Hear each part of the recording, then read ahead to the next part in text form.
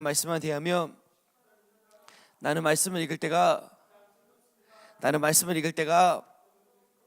아멘 아멘. 우리 같이 오늘의 말씀 같이 한번 읊조려 보도록 하겠습니다. 시작.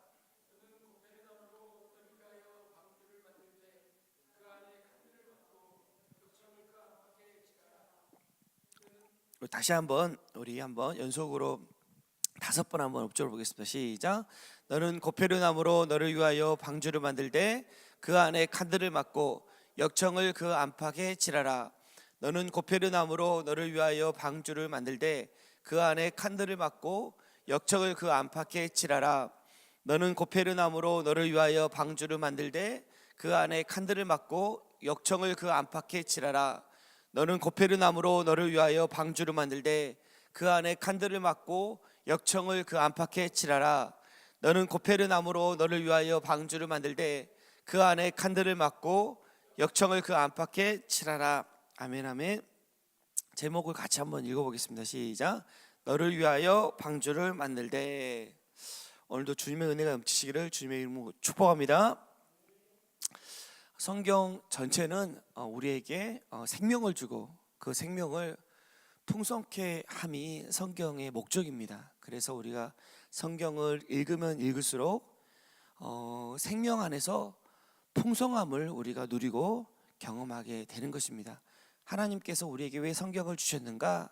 우리에게 생명 주시고 우리를 풍성케 하시기 위해서 성경을 주셨습니다. 우리가 창세기 말씀으로 주일 예배를 같이 은혜를 받고 있는데요, 창세기 말씀을 보니까 하나님께서 인간을 참 신비롭게 지으셨습니다. 하나님께서 인간을 어떻게 지으셨는가 보니까 하나님께서 인간을 하나님의 형상을 따라 고귀한 존재로 지으셨습니다. 그래서 사람은 너무너무 소중합니다. 나 자신이 너무너무 소중하고요, 또 우리가 만나는 모든 사람이 너무너무 소중합니다. 왜냐하면 그 사람 안에 하나님의 형상이 있고 그 사람을 통해서 하나님을 볼 수 있기 때문입니다. 그래서 너무 소중하고 귀한 거죠. 두 번째로, 이 하나님의 형상으로 고귀하게 지음받은 인간이 피조물이기 때문에 어쩔 수 없이 악하고 전적으로 부패한 존재라는 겁니다. 피조물이기 때문에, 창조주가 아니기 때문에 피조물로서 악하다 이 말은, 성경에서 악하다 이 말은 한계적이다 이런 뜻인데, 악하고 전적으로 부패했다, 선을 행할 능력이 하나도 없는 거죠. 조금이라도 있으면 전적이라는 말을 붙이지 않을 텐데 우리 안에 선을 행할 능력이 하나도 없다는 것입니다. 우리가 창세기 말씀을 통해서, 가인을 통해서, 또 창세기 말씀을 통해서 쭉 계속 우리의 모습을 보게 되는데요, 그 모습을 보게 되면서 내 안에 선한 것이 하나도 없구나, 내 안에 악하고 전적으로 부패한 것만 있구나 라는 걸 계속 발견하고 깨닫게 되는 것입니다. 세 번째로 알게 되는 건, 그럼에도 불구하고 그러나 노아는 은혜를 입었더라.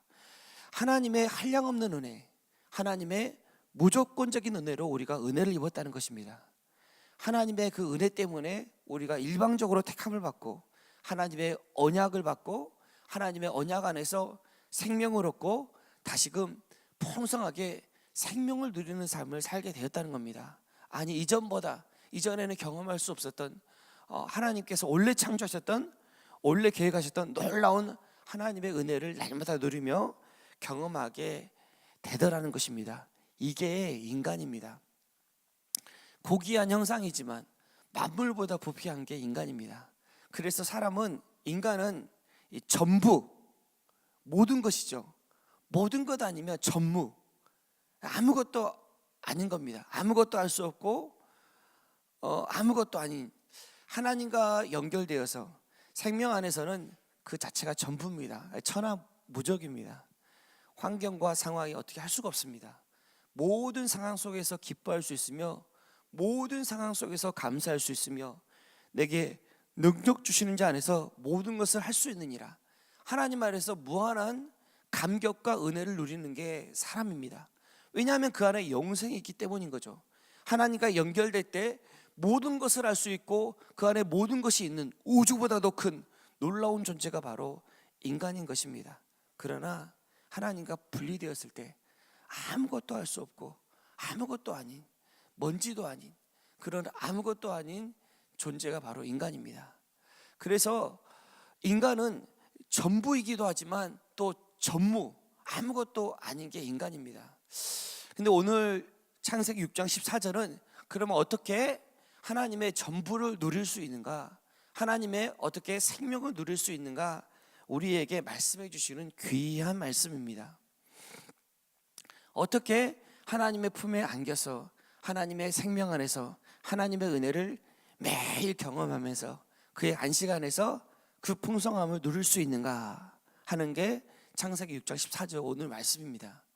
너는 고페르나무로 너를 위하여 방주를 만들되 그 안에 칸들을 막고 역청을 그 안팎에 칠하라. 이 방주가 히브리어로 테바, 살펴본 것처럼 상자입니다. 노아의 상자고요, 노아는 안식이라는 뜻입니다. 상자 안에 있을 때 안식을 누리는 거죠. 노아는 홍수로부터, 죽음으로부터 노아의 방주 안에 있을 때 안식을 누리고 구원을 누렸습니다. 또 모세의 갈대 상자가 이 상자입니다. 모세는 물에서 건지다라는 뜻입니다. 나일강으로부터 건진받은 거죠. 또 예수님의 말구유가 상자입니다. 예수님의 이름은 우리 죄를, 자기 백성의 죄를 구원할 자, 구원자라는 뜻입니다. 죄에서부터 구원할 자라는 뜻이 바로 예수라는 뜻입니다. 그 상자는 죄와 사망으로부터 우리를 구원하죠. 너는 너를 위하여 방주를 만들 때 하나님께서 우리에게 방주를 만들라고 하십니다. 구원의 방주를 만들라고 말씀하십니다. 구원의 방주를 어떻게 만드는가? 구원의 방주는 바로 예수 그리스도죠. 예수 그리스도 안에 있도록 말씀하십니다. 어떻게 구원의 방주를 만드는가? 너를 위하여 방주를 만드는데 고페르나무와 역청으로 만들라고 말씀하세요. 고페르나무는 고페르, 이제 역청이 코페르인데 이 같은 단어죠. 그래서 코페르는 속전이라는 뜻이고 값을 대신 지불하다라는 뜻이에요. 구원의 방주를 만드는데 어떻게 만드냐면 우리의 능력, 우리의 힘으로 만드는 게 아니라 우리를 위하여 우리를 대신 십자가에 지신 속죄제물 대신, 화목제물 대신 예수 그리스도로 구원의 방주를 만들라는 것입니다. 우리 죄를 위해 대신 값을 지불해 주신 예수 그리스도로 구원의 방주를 만들라고 말씀하세요.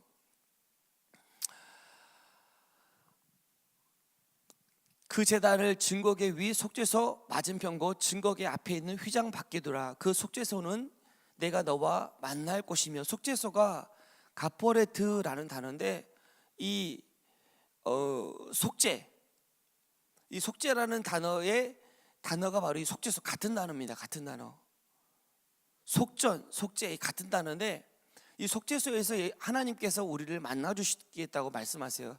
속죄소가 어떤 곳인가? 예수님의 보혈이 뿌려지는 곳입니다. 우리의 죄와 허물이 덮어주는 곳이에요. 그리고 그곳에서 하나님의 은혜가 임하는 시은소, 하나님의 은혜가 베풀어지는 시은소가 그곳입니다. 매일 우리는 방주를 만들어야 됩니다. 우리를 위해서. 근데 그 방주를 어떻게 만들어야 되냐면 예수 그리스도 피로 만드는 거예요. 매일 예수님의 피로 방주를 만드는 거예요. 그리고 그곳에서 하나님의 은혜를 매일 우리가 경험하고 하나님의 은혜를 매일 누려야 되는 겁니다. 모든 사람이 죄를 범하였으며 하나님이 영광에 이르지 못하더니 그리스도 예수 안에 있는 속량으로 말미암아, 나를 대신해 십자가에 지신 주님으로 말미암아 하나님의 은혜로 값없이 의롭다 하심을 얻은 자 되었느니라. 이 예수를 하나님의 그의 피로써 믿음으로 말미암는 화목제물로 세우셨으니, 우리가 방주를 만드는데 무엇으로 만드냐면 화목제물 대신 예수 그리스도로 만드는 겁니다. 화목제물로 세우셨으니 이는 하나님께서 길이 참으시는 중에 전에 지은 죄를 관가하심으로 자기의 의로우심을 나타내려 하심이라. 예수 아니면 살 수 없습니다. 주님의 은혜 아니면 살 수가 없어요. 하나님의 은혜 아니면 살 수가 없습니다. 매일 우리는 구원의 방주를 만들어야 되는데 그래야만 건짐을 받고 그래야만 죽음으로부터 구원을 받게 되는데 그게 바로 예수 그리스도입니다. 너를 위하여 방주를 만들 때, 방주를 만든다는 게 뭔가? 그래서 방주를 만든다는 건 대속의 은혜를 매일 인정하는 겁니다. 화목제물 대신 예수님을 매일 인정하는 게 바로 구원의 방주를 만드는 겁니다. 예수 공로, 하나님의 의로 내가 의롭게 된 것을 매일 인정하는 거죠. 목사님께서 설교 말씀 중에 지난주도 그렇고 이번 주도 그렇고 하나님의 의로 섬김을 받는 것이 바로 방주를 만드는 것이다 라고 말씀하셨습니다. 굉장히 저는 은혜를 많이 받았는데요, 하나님의 의로 섬김을 받는 거, 하나님의 의로 섬김을 받는 게 방주를 만드는 겁니다. 하나님의 의가 나를 섬길 수 있도록, 하나님이 나를 의롭게 하시는 걸, 하나님을 가장 영화롭게 하는 건 자식이 부모로부터 효도할 수 있는 것, 가장 잘 효도할 수 있는 게 부모님이 선물을 주실 때 감사하게 잘 받는 거인 줄 믿습니다. 우리가 하나님을 가장 잘 섬기고 하나님답게 하고 하나님을 영화롭게 하는 건 하나님이 하신 일을 그대로 인정하는 겁니다. 하나님께서 우리를 위해 예수 그리스도를 통해서 십자가에서 우리를 의롭게 하셨습니다. 근데 기아이 우리가 우리 힘으로 우리 능력으로 살겠다고 우리의 불의를 주장한다는 건 하나님을 멸시하는 것이고 하나님을 무시하는 거예요. 우리가 하나님을 섬긴다는 게 뭔가? 하나님을 섬긴다는 건 하나님의 의를 그대로 받아들이는 겁니다. 하나님께서 나를 섬기신 거, 하나님께서 나에게 은혜 주신 거, 하나님께서 나를 의롭게 하신 걸 그대로 받아들이는 게 바로 하나님을 섬기는 거인 줄 믿습니다. 마가복음 10장 45절에 보니까 인자가 온 것은 섬김을 받으려 함이 아니라 도리어 섬기려 하고 자기 목숨을 많은 사람의 대속물로 주려 함이라. 대속물이 바로 코페르나움이고 역청입니다. 예수님이 이 땅에 오신 건 우리를 섬기러 오셨습니다. 우리가 그래서 날마다 우리가 은혜의 보좌 앞에 나아가야 됩니다. 그러므로 우리는 긍휼하심을 받고 때를 따라 돕는 은혜를 얻기 위하여 은혜의 보좌 앞에 담대히 나아갈 것이니라. 예수 피밖에 없네. 우리가 찬양도 했는데 예수 피밖에 없습니다. 우리가 살 수 있는 방법은 예수 피밖에 없습니다. 주님의 은혜밖에 없는 거죠. 예수님의 의로 담대히 나아갈 수 있기를 주님의 이름으로 축복합니다. 우리가 받는데 선수가 돼야 됩니다. 이 자녀는 잘 받습니다. 정말 잘 받아요. 자녀들은 잘 받아요. 근데 자녀가 아닌 사람은 이 받는 게 참 부담스럽습니다. 사랑을 받는데 참 부담스러워요. 자녀는 아무리 저도 참 신기하고 놀라운 게 저희 어머니가 아무리 저에게 신건지를 담아주시고 아무리 저에게 뭘 주셔도 아무 부담 없이 받아요. 물론 너무너무 감사합니다. 그러나 아마 다른 사람이 나에게 그렇게 줬으면 정말 부담스러웠을 것 같아요. 근데 아무 부담 없이 감사하고 어머니 감사합니다. 어머니 맛있게 잘 먹었습니다. 그냥 그거 하나로 제 마음도 너무 기쁘고 보니까 어머니 표정도 보니까 너무너무 기뻐하시는 것 같아요. 왜냐하면 자녀니까. 우리는 하나님 자녀입니다. 자녀는 섬김 받는 사람이에요. 종은 절대 못 받습니다. 종은 부담스러워서 안절부절합니다. 그러나 우리가 자녀의 영을 받았으니까 종의 영을 받지 않고 두려워하는 종의 영이 아니라 하나님의 섬김을 받는 자녀의 영을 받았으니까 매일 하나님의 은혜를 마음껏 받으시길 주님의 이름으로 축복합니다. 이제 제가 좋아하는 영화 중에 하나 나니아 연대기인데 이게 이제 나니아 연대기 2예요. 캐스피언 왕자라고. 이제 마지막쯤에 그 적군 나니아 왕국을 정복하려고 하는 군대, 자기 욕심과 사악으로 가득한 군대가 총 공격을 합니다. 진격을 하고 다리 하나를 두고 나니아 왕국에, 나니아는 이제 하나님의 나라 아슬란이라는 사자가 나오는데 예수님을 예표하거든요. 이 영화에서. 그래서 이제 그 나니아 왕국의 전사들과 격돌하는 마지막쯤의 장면이에요. 다리 하나를 들고 이렇게 군대가 격돌하는 장면인데 그 적군이 몰려들고 있습니다. 나니아 왕국을 멸망시키려고. 와, 기세등등하게 몰려들고 있죠. 어마어마한 군대들이. 근데 갑자기 멈춰섭니다. 이 대장이 가장 앞에 있던 장군이 멈춰서요. 왜 멈춰선가 보니까 한 여자아이가 나오는 거예요. 한 여자아이가 나와서 칼을 빼드는 겁니다. 꼬마 한 명이 나왔는데 멈춰선 거예요.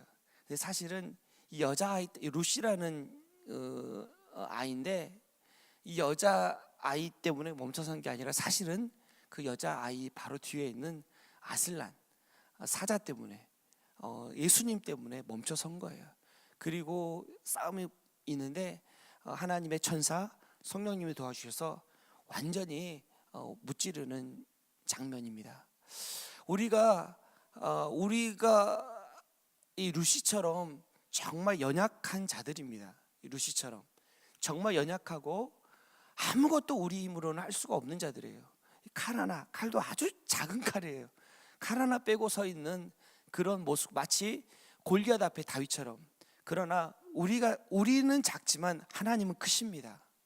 우리 뒤에 계신 하나님이 있기 때문에 우리가 우리의 힘으로 사는 게 아니라, 우리의 의로 사는 게 아니라, 우리의 의로 살았다면 우리는 두려워 떨 수밖에 없죠.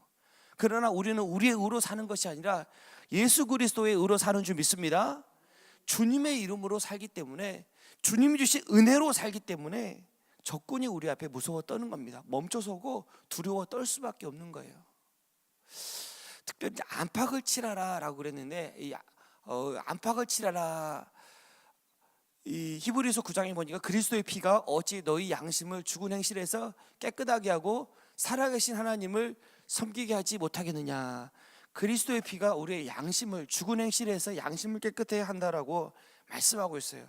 이거는 우리가 지난날 죄책감에 대해서 이렇게 막 하는 게 아니라, 양심 이렇게 깨끗하게 살아야지 이 정도의 도덕적인 그런 말이 아니라, 그리스도의 피가 너희 양심을 깨끗하게 한다, 안팎을 칠한다, 이 말이 무슨 말인가 보니까, 양심이 주일 때 목사님께서 담임 목사님 말씀해 주셨는데 컨셔스입니다.